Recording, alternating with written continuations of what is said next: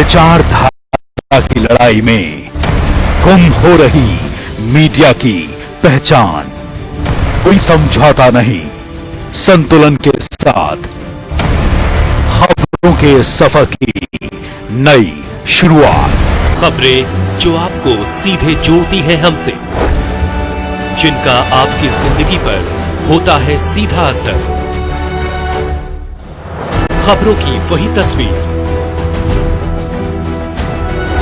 बिना बदले बिना डरे, जज्बा सच का लिए।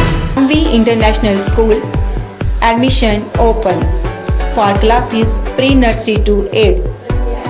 For details, contact on 7298212270 or 9796212270। JKC prime time news में आपका स्वागत है। मैं हूं आपके साथ उपमा शर्मा। इस प्राइम टाइम में बात करेंगे टीडीसी इलेक्शंस पर के शर्मा द्वारा की गई पत्रकार वार्ता की, प्रकाश जावड़ेकर द्वारा अर्थव्यवस्था को लेकर दिए गए सकारात्मक संकेतों की चर्चा करेंगे। आज हुए ब्लॉक दिवस पर और जानेंगे कि नौशेरा के दुकानदारों ने म्युनिसिपल विभाग के खिलाफ क्यों जताई नाराजगी। पर सबसे पहले आइए नजर डालते इस वक्त की प्रमुख सुर्खियों पर।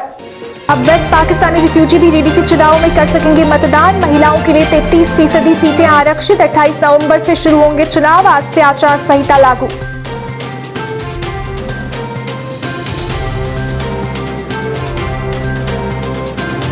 बहुत तेजी से पटरी पर लौट रही है अर्थव्यवस्था। प्रकाश जावड़ेकर ने कहा, मिल रहे कई सकारात्मक संकेत।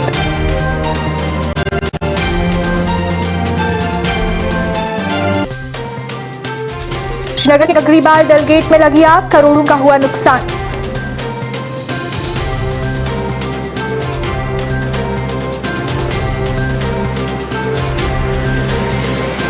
नौशेरा वार्ड नंबर 7 के दुकानदारों ने म्युनिसिपल विभाग पर लगाया लापरवाही का आरोप, कहा नहीं होती सफाई।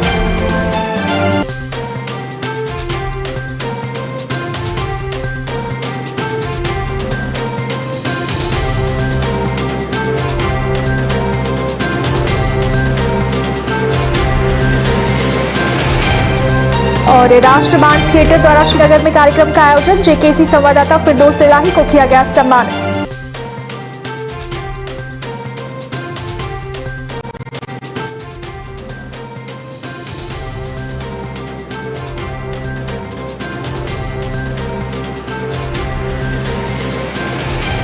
अब समाचार विस्तार से। जम्मू कश्मीर में जिला विकास परिषदों सहित अर्बन लोकल बॉडीज के चुनाव 28 नवंबर से शुरू होंगे। चुनाव आयुक्त के शर्मा ने पत्रकार वार्ता में इसकी जानकारी दी। उन्होंने कहा कि केंद्र शासित प्रदेश जम्मू कश्मीर में पंचायत चुनाव 8 चरणों में 28 नवंबर से शुरू होंगे। इसके अलावा जिला विकास परिषद और अर्बन लोकल बॉडीज के चुनाव भी 28 नवंबर को ही होंगे। इसके तहत प्रत्येक जिला परिषद में 33% सीटें महिलाओं के लिए आरक्षित की गई हैं। साथ ही अनुसूचित जाति व अनुसूचित जनजाति के लिए भी आबादी के अनुपात में आरक्षण का प्रावधान किया गया है। पत्रकार वार्ता में उन्होंने बताया कि पूरे प्रदेश में डीडीसी की 280 सीटों पर चुनाव होगा। इसके साथ ही लगभग 13,000 पदों पर पंचायत उपचुनाव होंगे। इनमें पंच के 11,685 व सरपंच के 1,014 रिक्त पद हैं। इनमें कश्मीर संभाग में पंच के 11,500 व सरपंच के 890 तथा जम्मू संभाग में पंच के 185 व सरपंच के 124 पद खाली हैं। ने बताया कि इस बार के चुनाव में वेस्ट पाकिस्तानी रिफ्यूजी भी अपने मत का प्रयोग कर सकेंगे। इस दौरान उन्होंने इससे जुड़ी और भी कई अन्य जानकारी दी। इस अवसर पर उनके साथ कई और अधिकारी भी मौजूद थे। और वो सेपरेट नोटिफिकेशन के कौन से इसमें डीडीसी में कौन सी कॉन्स्टिट्यूएंसी एससी के लिए रिजर्व्ड है, कौन सी एसटी के लिए रिजर्व्ड है, कौन सी विमेन के लिए रिजर्व्ड है, वो सारी डिटेल पब्लिक डोमेन में आ जाएगी through the notification that we issued yesterday. तो पहली ही बार डिस्ट्रिक्ट डेवलपमेंट काउंसिल की इलेक्शन सारे 20 जिलों में होने जा रही है और इसका मैं यहाँ पर आपके सामने अनाउंस कर रहा हूँ।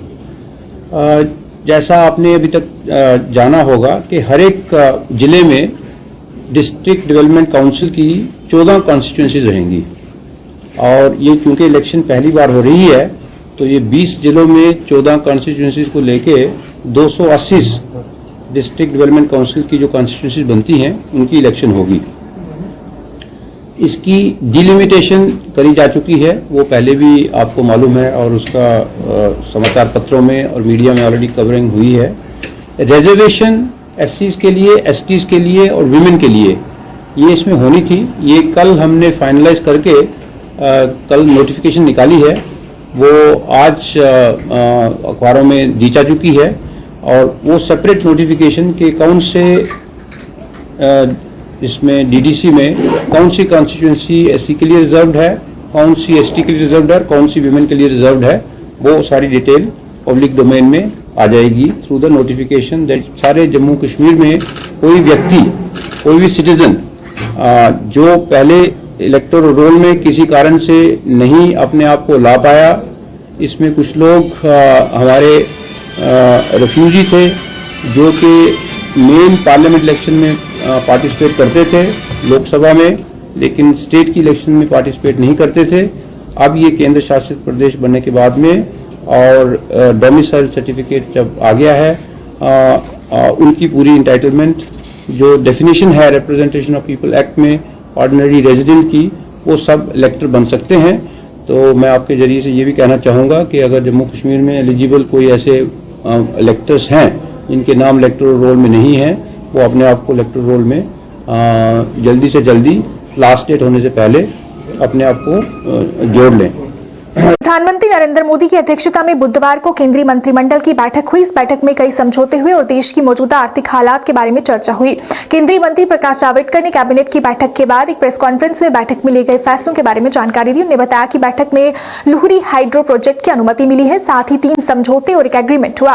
इस बैठक में कैबिनेट ने अर्थव्यवस्था की रिकवरी पर संतोष जाहिर किया। जावड़ेकर ने प्रेस कॉन्फ्रेंस में बताया कि भारत और इजरायल के बीच स्वास्थ्य व दवा क्षेत्र में एक समझौता हुआ है। साथ ही भारत और इंग्लैंड के बीच भी स्वास्थ्य सेवा के बारे में एक समझौता हुआ है। इसके अलावा भारत और इंग्लैंड दूरसंचार और ICT क्षेत्र में मिलकर काम करेंगे। उधर भारत और स्पेन के बीच वैज्ञानिक व तकनीकी सहयोग को लेकर भी एक समझौता हुआ है। कैबिनेट की बैठक में अर्थव्यवस्था की रिकवरी को लेकर संतोष जताया गया। जावड़ेकर ने बताया कि बिजली की मांग 12% बढ़ी है। हालांकि अगस्त-अक्टूबर में खेती में अच्छी वर्षा के चलते ज्यादा बिजली खपत नहीं हुई और रेलवे ने भी पूरी तरह शुरू न होने के कारण कम बिजली की खपत की। इसका अर्थ है कि उद्योगों से आई मांग के कारण बिजली की खपत में वृद्धि हुई है। साथ ही उन्होंने बताया कि अक्टूबर महीने में GST 1 साल पहले की समान अवधि से अधिक 1,05,000 करोड़ रुपए प्राप्त हुआ। इकोनॉमिक अफेयर्स की भी मीटिंग हुई और इसमें हिमाचल ने लुहरी हाइड्रो प्रोजेक्ट करने का निर्णय लिया गया। 210 मेगावाट का ये बिजली का प्रोजेक्ट 1810 करोड़ रुपए के लागत से बनेगा। इससे 775 करोड़ यूनिट हर साल बिजली मिलेगी। इससे 2000 लोगों को प्रत्यक्ष और अप्रत्यक्ष रोजगार के अवसर मिलेंगे। हिमाचल को 1140 करोड़ रुपए की बिजली मुफ्त मिलेगी और जो प्रकल्प बाधित है उन लोगों को 10 साल के लिए हर एक परिवार को 100 यूनिट बिजली मुफ्त मिलेगी। 4 समझौते भी हुए, 3 मेमोरेंडम ऑफ अंडरस्टैंडिंग है और एक एग्रीमेंट है। भारत और इजरायल के बीच में हेल्थ और मेडिसिन के क्षेत्र में और भारत और इंग्लैंड के बीच में भी स्वास्थ्य की सेवाओं के बारे में मेडिकल प्रोडक्ट्स रेगुलेशन के संबंध में समझौते हुए हैं। भारत इंग्लैंड के दरमियान और एक समझौता हुआ है टेलीकम्युनिकेशन और ICT के बारे में। दोनों देश सहयोग से काम करेंगे। श्रीनगर के गगरीबाल डलगेट क्षेत्र में उस समय अफरा तफरी का माहौल बन गया जब अचानक वहां एक घर में आग लग गई। आग इतनी भीषण थी कि देखते ही देखते सारा घर इसकी चपेट में आ गया और सारा सामान जलकर खाक हो गया। घर के लोगों का कहना है कि इस हादसे में उनका करोड़ों का नुकसान हुआ है। उन्होंने सरकार से उनकी मदद करने की अपील की। नौशेरा की वार्ड नंबर 7 के दुकानदारों ने म्युनिसिपल विभाग के खिलाफ नाराजगी जताई है। दुकानदारों का कहना है कि म्युनिसिपल विभाग द्वारा सफाई नहीं की जाती, जिसकी वजह से दुकानदारों को काफी परेशानी झेलनी पड़ती है। दुकानदारों और स्थानीय लोगों ने कहा कि गंदगी के ढेर जगह जगह पे लगे हुए हैं, नालों में भी सफाई नहीं की जाती, जिसकी वजह से वहां से गुजरने में भी परेशानी होती है और बीमारियां फैलने का खतरा भी बना रहता है।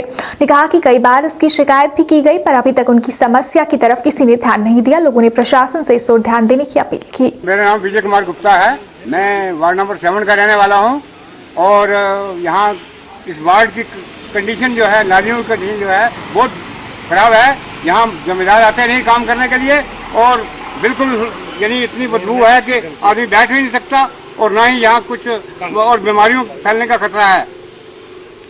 क्या डिमांड है प्रशासन? डिमांड हमारी है कि नालियों को इसकी सफाई की जाए, नई नालियाँ बनाई जाए जैसे गवर्नमेंट बना रही है हर जगह, तो इसकी सफाई करके फिर मतलब दोबारा इन नालियों की रिपेयर की जाए। और या म्युनिसिपल डिपार्टमेंट आता है गंदा लैट्रिन जो आती है पीछे से सब इन नालियों में आती है और इतनी मुश्किल है कि हम बैठ ही नहीं सकते। तो यहाँ पे सफाई करने को नहीं आता? सफाई करने नहीं आते, जिम्मेदार बिल्कुल नहीं आते सफाई करने। हालांकि टाउन एरिया कमेटी के अंदर है और चेयरमैन साहब जो है वो वहीं बैठते हैं और आराम से काम कर रहे हैं और इधर आने की तकलीफ नहीं करते हमारे इस मोहल्ले में। महाराज जहाँ दुकान करते हैं हम, ये नालियों की बुरी हालत है। देखो ना तो कोई पानी निकालता ना कोई सफाई करता, यहाँ से पूरा ऊपर से साफ करके सभी आते हैं और चले जाते हैं वापस।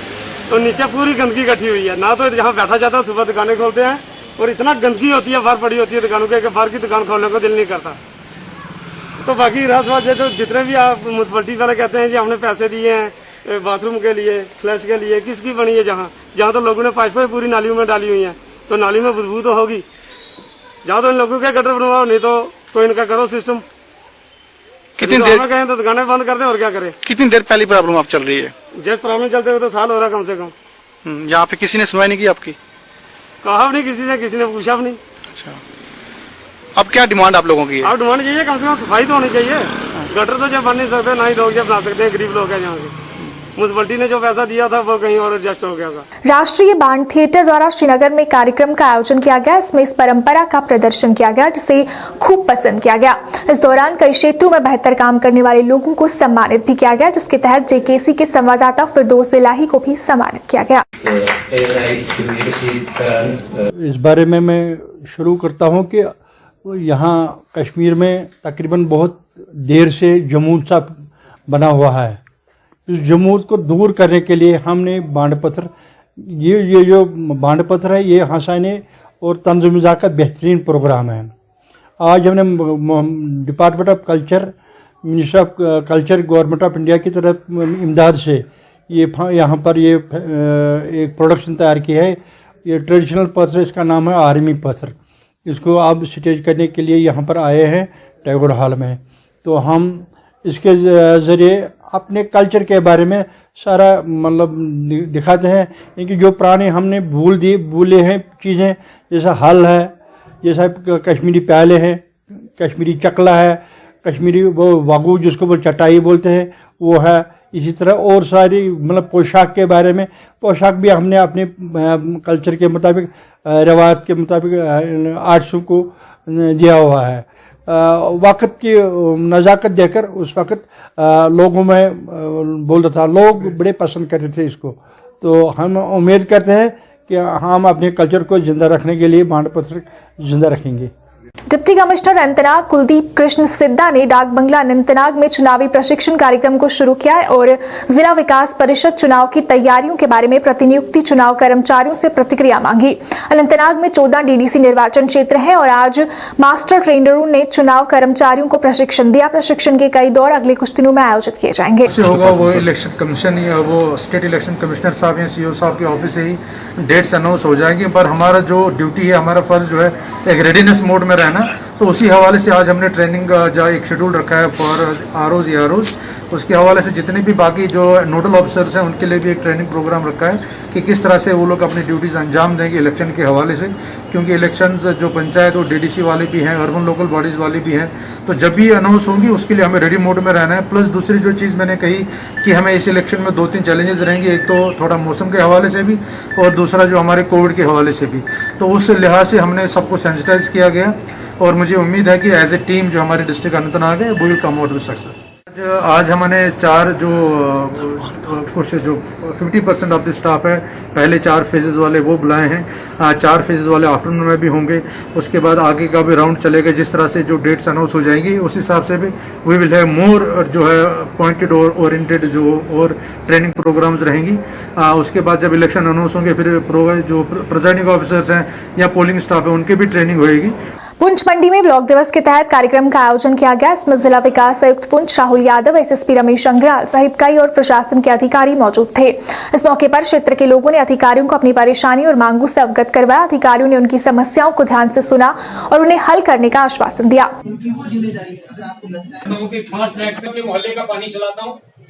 जिला विकास आयुक्त का कहना था कि कार्यक्रम लोगों की समस्याओं को हल करने के लिए आयोजित किया जाता है। लेफ्टिनेंट गवर्नर साहब की हिदायत के अनुसार हमारे जो डिफरेंट जगहें हैं वहाँ पर ब्लॉक दिवस पब्लिक ग्रीवेंस जो मीटिंग है वो हर वेडनेसडे को की जा रही है। उसी के तहत हमारे मंडी में भी आज यहाँ पर ये पब्लिक ग्रीवेंस कैंप लगाया गया, जिसमें आज मैंने डिस्ट्रिक्ट ऑफिसर्स के साथ जो है यहाँ पर इसमें शिरकत की और लोगों ने अपने डिफरेंट जो मसाइल थे वो यहाँ पर बताए। कुछ उनके जो पिछली बार जो मसाइल बताए थे उसका भी रिव्यू किया, उसमें से कुछ हमारे सॉल्व भी हो गए। जिसमें हमारा मंडी बाजार में एक बीटी का इशू था। इसके अलावा जो और भी कुछ इशूज जो लोगों ने बताया हमारे, तो उसमें से कुछ है वो जल्द ही अगले कुछ दिनों में, जैसे कि हमारा जो रोड का कुछ रिपेयरमेंट का काम है वो कुछ अगले 1-2 हफ्ते में स्टार्ट होंगे। इस तरीके से कुछ और भी डिमांड्स लोगों की रही तो उसमें से कुछ पूरी हो जाएंगी।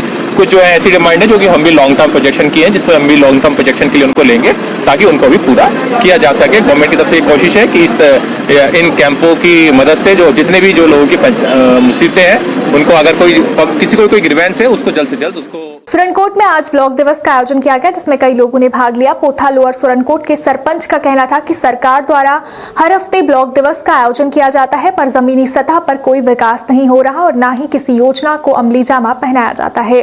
ने कहा कि सरकार द्वारा लोगों की समस्याओं को हल करने के लिए कोई कदम नहीं उठाया जा रहा। उन्हें ब्लॉक दिवस और ऐसे कार्यक्रमों पर सवाल उठाए। ब्लॉक दिवस मनाते हैं तो हर बुधवार को ब्लॉक दिवस मनाया जाता है, लेकिन जो है दिवस तो हम बहुत ही मनाते हैं, लेकिन जो है क्या है कि ग्राउंड पर जो है काम होने चाहिए। ग्राउंड पर जो है मैं जो है ये रिक्वेस्ट करता हूँ चैनल से कि ग्राउंड में जो है काम होने चाहिए तो जाके लोगों को भी कुछ बेनिफिट मिले। लेकिन जो है खासकर पीएचई डिपार्टमेंट जो है कई बार रिपोर्टिंग की गई है, पानी लोगों को नहीं है। 15-20 दिन के बाद पानी आता है और मेरा वार्ड नंबर 6 में जो है बिल्कुल पानी पीने का तो नामो निशान नहीं है। 2014 में जो भी चश्मे थे वहाँ पे 2014 में जो है वो फ्लड की वजह से सब बर्बाद हो गए और वार्ड नंबर 6 बिल्कुल पीने वाले पानी से महरूम है। और जिसके बारे में यह है कि मैं चैनल से ये रिक्वेस्ट करूंगा कि जो है ग्राउंड लेवल पर काम होना चाहिए। जैसे पीएचई डिपार्टमेंट है, कई बार हमने एई साहब को भी बोला है, पुंछ तक भी हमने डी साहब तक भी खबरें भेजी हैं। और जो है अगर मोटर खराब होती है तो वो महीने खराब रहती है, ट्रांसफार्मर जल जाते हैं तो वो जले रहते हैं। तो मैं लिहाजा जो है मैं रिक्वेस्ट करूंगा जानियों से, गवर्नमेंट जानियों से भी कि जो पीएचई डिपार्टमेंट को थोड़ा सा सही किया जाए ताकि ग्राउंड लेवल। पुंछ में होमगार्ड एसोसिएशन ने आज भाजपा के प्रवक्ता सुनील गुप्ता से मुलाकात की और अपनी समस्याओं को उनके समक्ष रखा। लागू करो सुप्रीम कोर्ट के आर्डर को, लागू करो हाई कोर्ट के आर्डर को, लागू करो। बहुत बड़ा प्रोटेस्ट किया था जम्मू में, 3 दिन प्रोटेस्ट हमारा हुआ था और हमने 10 दिन का टाइम दिया था गवर्नमेंट को। 10 दिन गवर्नमेंट ने भी 10 दिन का टाइम लिया था कि हमें 10 दिन दे दो, उसके बाद हम आपका कुछ ना कुछ करेंगे। तो हम यही रिक्वेस्ट करते हैं गवर्नमेंट ऑफ इंडिया से, पीएम मोदी साहब से, अमित शाह जी से, अपने गवर्नर साहब से कि हमारा जो सुप्रीम कोर्ट का आर्डर है उसको फौरी तौर लागू किया जाए, क्योंकि हमें भी इंसाफ मिलना चाहिए। अगर हम हिंदुस्तानी है तो हमें भी हिंदुस्तानी होने का हक मिलना चाहिए। तो इसलिए मैं रिक्वेस्ट करूंगा कि हमारा वो जो है सुप्रीम कोर्ट का आर्डर है उसको लागू किया जाए। शुक्रिया। सुनील गुप्ता ने उनकी समस्याओं को ध्यान से सुना और उन्हें सरकार तक पहुंचाने का आश्वासन दिया। सुनील गुप्ता का कहना था कि उनकी जायज मांगे हैं और उन्हें पूरा करना चाहिए। उन्हें सरकार से होमगार्ड्स की मांगों को जल्द पूरा करने की अपील की। हमारे पास आए हैं अपनी मांगों को लेकर। मैं समझता हूँ इनकी जो डिमांडें हैं बिल्कुल जायज़ और बिल्कुल इनकी डिमांडें मानने के काबिल है। 1999 के अंदर में जो हमारे होमगार्ड के भाई हैं इनको भर्ती किया गया था उस समय इनको रैंक भी मिले थे, किसी को स्टार लगे थे, किसी को कंपनी कमांडर बनाया गया था, किसी को हवलदार बनाया गया था। जितनी ड्यूटी बाकी लोग करते थे, एसपीओ करते थे या बाकी लोग करते थे, और उनके बराबर इनसे ड्यूटी ली गई। उस समय मिलिटेंसी थी, लेकिन जैसे जैसे मिलिटेंसी खत्म हुई और इनको जैसे इस्तेमाल की हुई चीज़ें इस तरह से इनके साथ बर्ताव किया गया। मैं आपके माध्यम से सरकार से कहूँगा, जो इन्होंने हाई कोर्ट के अंदर केस किया था, हाई कोर्ट के अंदर इन्होंने केस जीता, सुप्रीम कोर्ट ने 2015 के अंदर एक रूलिंग दी कि इनको एक सिपाही के बराबर सैलरी दी जाए। अगर यहाँ के एसपीओ को 18,000 रुपये पे मिलती है, यहाँ के डेली वेजर को 18,600 रुपये पे मिलती है, तो मैं समझता हूँ इनको भी मिलनी चाहिए। यूटी लगने के बाद पूरा हिंदुस्तान एक प्लेटफॉर्म पर खड़ा हो गया है, सभी कानून एक जैसे हो गए हैं। तो मैं समझता हूँ कि अगर दिल्ली के अंदर 29,000 रुपये पे मिलती है, तो यहाँ इनके साथ इतनी बड़ी बेइंसाफी हो रही है कि इनको 2700 रुपये जो पे मिल रही है, जो बड़ी नाइंसाफी है। मैं आपके माध्यम से अपने केंद्रीय होम मिनिस्टर माननीय अमित शाह जी, अपने प्रदेश के गवर्नर मनोज सिन्हा जी और प्रदेश अध्यक्ष रविंद्र राणा जी से अनुरोध करूंगा, जैसे गवर्नर साहब ने बयान दिया है कि हम सभी डेली वेजर इनको पक्का कर रहे हैं, मैं आपके माध्यम से उनसे अनुरोध करूंगा कि जो इनको है, इनको भी उनके अंदर ट्रेड करके इनको भी पक्का किया जाए, ताकि जो हमारे गरीब भाई हैं जो दिन रात ड्यूटी करते हैं। ऑल ट्राइबल कोऑर्डिनेशन कमेटी द्वारा आज गांधरबल कंगन एक पत्रकार वार्ता का आयोजन किया गया। इस अवसर पर बोलते हुए कमेटी के राज्य सचिव ने कल एनसी और पीडीपी नेताओं द्वारा कंगन में की गई पत्रकार वार्ता की निंदा की। उन्होंने कहा कि क्षेत्र में सभी वर्ग मिलजुल कर रहते हैं और ऐसे में सीटें आरक्षित करने पर जताई जा रही नाराजगी गलत है। उन्होंने नेताओं द्वारा बताए गए क्षेत्र के आंकड़ों पर भी सवाल उठाए और इसका खंडन किया।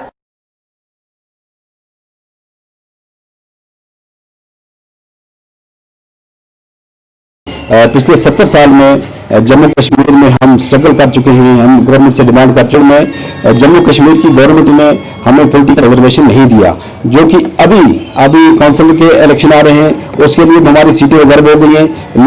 आबादी के तनासुब से तो नहीं, अभी हमारे साथ नाइंसाफियां हैं, जहां पे हमारी आबादी है वहां पे हमें रिजर्व नहीं किया गया। एक तो हमारी है कि जहां पे हमारी आबादी है और हमारी सीटें रिजर्व नहीं की गई, हम गवर्नमेंट से ये गुजारिश करते हैं, डिवीजनल कमिश्नर से और हर जिला के डीसी से, कि आप वहां पे नए तरीके से कमेटी बनाएं और जहां पे हमारी पॉपुलेशन है, हमारी सीटों को वहां रिजर्व किया जाए। हंदवाड़ा में आज ट्रैफिक पुलिस द्वारा ड्राइव आयोजित की गई, जिसमें ट्रैफिक पुलिस ने हेलमेट न पहनने और एसओपीज का उल्लंघन करने वालों के खिलाफ कार्रवाई की। ने कहा कि इस ड्राइव के दौरान 25 वाहनों का चालान किया गया। उन्हें चालकों से भी यातायात नियमों का पालन करने और एसओपीज का पालन करने की अपील की और चेतावनी दी कि अगर ऐसा नहीं किया गया तो उनके खिलाफ कड़ी कार्रवाई होगी।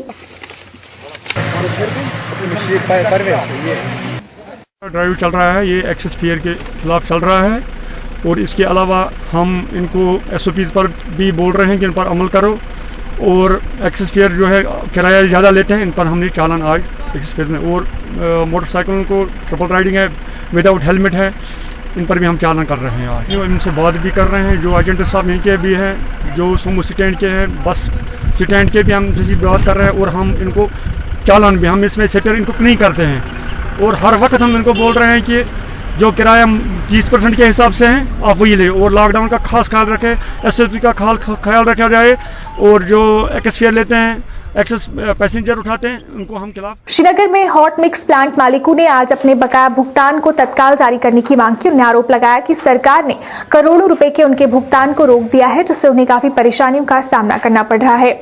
हॉट प्लांट मालिकों के महासचिव मोहम्मद अशरफ ने कहा कि हम पूरी निष्ठा और उत्साह के साथ काम करते हैं, लेकिन हमारा भुगतान नहीं किया जा रहा। उन्होंने उपराज्यपाल प्रशासन से उनकी मांग पूरी करते हुए जल्द से जल्द भुगतान जारी करने की मांग की। सैलाब के बाद यहाँ पर एक तबाही मच गई थी, तो मैकडम वालों ने 1-2 साल में सारी वैली को फिर से उसी नक्शे पर लाया जो 2014 से पहले दिख रहा था। लेकिन बदकिस्मती से जो भी मैकडम वालों ने वो एफर्ट्स किए, वो तो मेरे ख्याल में गवर्नमेंट ने उनको खराज तहसीन करने के बजाय उल्टा ही किया कि आज तक वो पेमेंट रुकी पड़ी है। लेकिन आज के डेट में ठेकेदारों की पेमेंट इस वजह से रुकी है कि एई अकॉर्ड नहीं हुई है। ये एडमिनिस्ट्रेटिव अप्रूवल होता है डिपार्टमेंट को, जिस काम का टेंडर निकालना होता है, टेंडर निकालने से पहले उस काम के लिए एडमिनिस्ट्रेटिवली अप्रूव करना पड़ता है, अकॉर्ड करना, एडमिनिस्ट्रेटिव अप्रूवल अकॉर्ड करना पड़ता है। लेकिन आज के डेट में काम खत्म हुआ है, लेकिन एडमिनिस्ट्रेटिव अप्रूवल आज तक अकॉर्ड नहीं किया गया है। हम गवर्नमेंट से अपील करते हैं, हम खुसूसी तौर पर हम फाइनेंस कमिश्नर से अपील करते हैं कि जो आप सर्कुलर इशू करते हैं लेकिन जमीनी सतह पर इनका कहीं भी अमल दरामद नहीं होता है। अगर आपने वाज़ेह तौर पर कहा था कि उस काम का टेंडर इजरा किया जाएगा जिसका एडमिनिस्ट्रेटिव अप्रूवल अकॉर्ड होगा, लेकिन बदकिस्मती से कहना पड़ता है कि आज के डेट में भी इस साल के काम करंट फाइनेंशियल ईयर के कामों के लिए भी एडमिनिस्ट्रेटिव अप्रूवल अकॉर्ड नहीं किया गया है। आंगनवाड़ी वर्कर्स द्वारा अपनी मांगों को लेकर प्रेस कॉलोनी श्रीनगर में प्रदर्शन किया गया। प्रदर्शनकारियों ने सरकार के खिलाफ नारेबाजी कर नाराजगी जताई। प्रदर्शनकारियों का कहना था कि पिछले काफी समय से लंबित वेतन जारी करने और वेतन बढ़ाने और उन्हें नियमित करने की मांग को लेकर प्रदर्शन कर रहे हैं, पर अभी तक उनकी मांग पूरी नहीं हुई। उन्हें जल्द से जल्द उनकी मांगे पूरी करने की अपील की।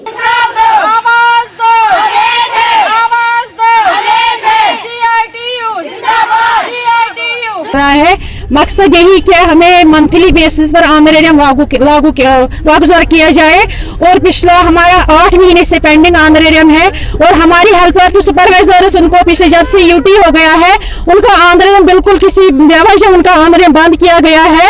हम गवर्नर इंतजामिया से ये पूछना चाहते हैं, अगर वो बेटी बचाओ बेटी पढ़ाओ का नारा देते हैं तो क्या यही इंसाफ है हम लड़कियों पर? हम उनकी बहनें नहीं है, हम उनकी बेटियां नहीं है। पिछले साल 1 साल से ऑनरेरियम बिला किसी वजह से बंद किया है और साथ में हम मंथली बेसिस पर ऑनरेरियम वागुजार करवाना चाहते हैं। साथ में हमारी डीपीसी की प्रॉब्लम है, डीपीसी नहीं हो रही है हमारे आईसीडीएस डिपार्टमेंट में।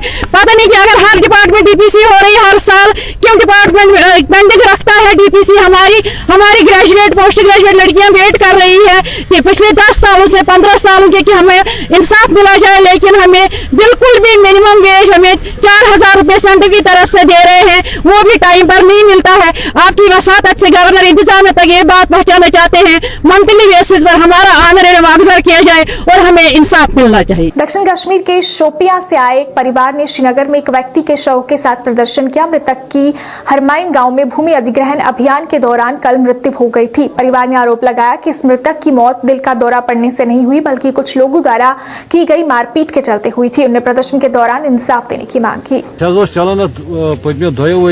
चलान डिस्प्यूट मामला लैंड पे डिस्प्यूट मामल चलान तो पता पे डीसी साहबस पे मामल तो चलान तथी पे तो तत पे कोर कोर्ट अत चलान कोर्ट बस आव रात अमल तो कोर मसल आव तोड़ फोर्स आव तहसीलदार आव पटवार आव अचानक पे तम ये मतलब कह रिपोर्ट दितना तमो योर वसन तम वन मौका पे तमिस तन शडरस तथ मज गाड़ गाड़ तथ मज तो तहसीलदार साहबन दोपस अन यमिश कोज फटोफट पड़रपोरा लुंड 10-15 तम गामस भड़कान तम अनान गामस मज जबरदस्त तमो बनोमुत लेटर पैड पन लेटर पैड तमो बनोमुत पता मस्जिद में ऐलान करना दपान जालो अगर तुम योतन यीव ये जमीन पे करो तुम कब्ज अम जाबिर कब्ज कर पता मसल गो पे सह मसल बनित गोस पे डीसी साहबस पे मसल डीसी साहबन दित आर्डर तम कोर कनस्टिट्यूट टीम बूझ आज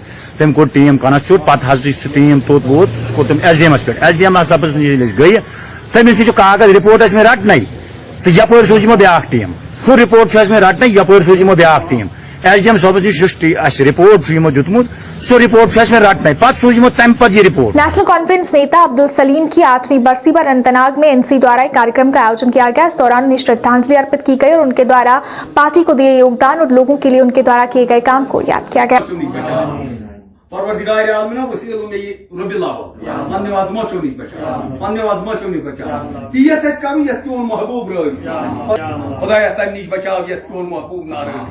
आज हम जमा यहाँ पे इसलिए हुए कि आज हमारी जो यहाँ हाजी अब्दुल सलाम देवा अनंतनाग का रहने वाला था, जो कि नेशनल कॉन्फ्रेंस की बहुत बड़ी हस्ती थी, जिसकी आज 6ठी बरसी थी।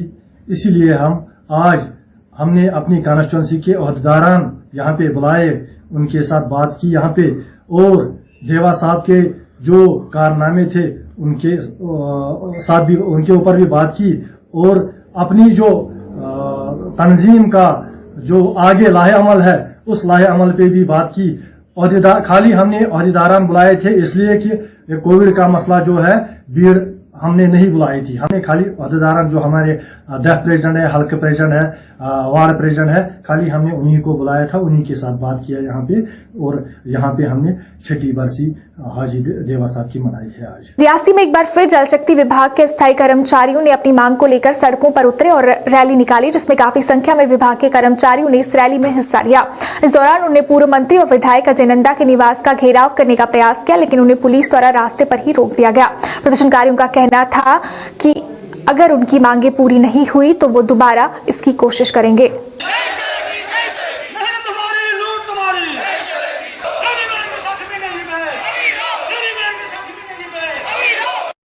मत करो, आपकी प्रोटेस्ट रजिस्टर हो गई, वो ऊपर तक पहुंच जाएगी। ठीक है, लास्ट पॉइंट जहाँ तक आप आओगे, यहाँ पर प्रोटेस्ट रजिस्टर करिए। 40 दिन हो गए, कोई ठीक बात है, सारी अभी तक आपकी सारी बातें ठीक है, लेकिन मेरे लेवल पे भी नहीं हो सकती है, डिस्ट्रिक्ट लेवल पे। अगर आपकी 50 की सैलरी आपको नहीं मिलेगी तो आप परिवार कैसे पालेंगे? आपकी बात ठीक है, लेकिन 50 महीने की सैलरी अगर नहीं मिलेगी तो यहाँ से मार्केट में जाके 50 औरतें बच्चों को डिस्टर्ब करने से भी नहीं मिलेगी। और जो लुटेरे जम्मू कश्मीर के अंदर बिठाए गए हैं, पहले कश्मीर वाले थे, फिर कश्मीर वाले, फिर कश्मीर वाले, फिर जम्मू वाले भी आए चंद दिनों के मेहमान। क्या कर गए हम पूछना चाहते हैं उन लुटेरों से।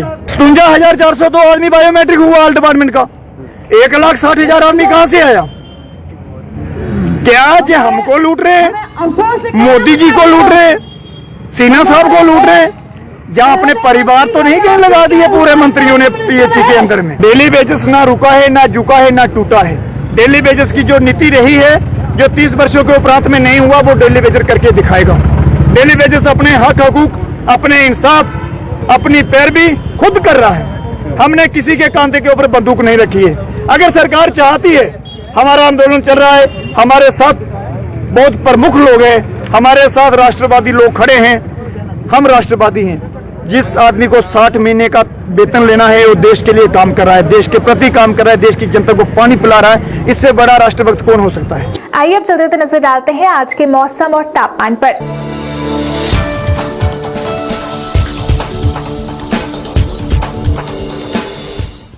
जम्मू में आज का अधिकतम तापमान 30 डिग्री सेल्सियस रहा, जबकि न्यूनतम तापमान 12 डिग्री सेल्सियस दर्ज किया गया। वहीं कश्मीर की बात करें तो कश्मीर में आज का अधिकतम तापमान 21 डिग्री सेल्सियस रहा, जबकि न्यूनतम तापमान 3 डिग्री सेल्सियस दर्ज किया गया। मौसम विभाग के अनुसार आने वाले 24 घंटों के दौरान जम्मू कश्मीर में मौसम साफ रहेगा। जेकेसी प्राइम टाइम न्यूज के आज के इस अंक में फिलहाल इतना ही। इसी के साथ मुझे और मेरी पूरी टीम को दीजिए इजाजत और अब देखते रहिए जेकेसी न्यूज। नमस्कार। MV international school admission open for classes pre nursery to 8. For details, contact on 7298212270 or 9796212270. खोने लगी हैं खबरें, दम तोड़ने लगे हैं सरोकार। विचारधारा की लड़ाई में गुम हो रही मीडिया की पहचान। कोई समझौता नहीं, संतुलन के साथ खबरों के सफर की नई शुरुआत। खबरें जो आपको सीधे जोड़ती हैं हमसे, जिनका आपकी जिंदगी पर होता है सीधा असर। खबरों की वही तस्वीर, बिना बदले बिना डरे, जज्बा सच का लिए, सच दिखाते हैं। जानकी सैनिटेशन नौशहरा रजौरी, जहां आपको मिलेंगी फ्लोर टाइल्स, वॉल टाइल्स और सेंटर फिटिंग की बेहिसाब वैरायटी। तो अगर आप अपनी पसंद की किसी भी तरह की टाइल्स या सेंटर फिटिंग खरीदना चाहते हैं तो रुक करें सिर्फ जानकी सैनिटेशन का। हमारा पता है जानकी सैनिटेशन, गुजराल चौक।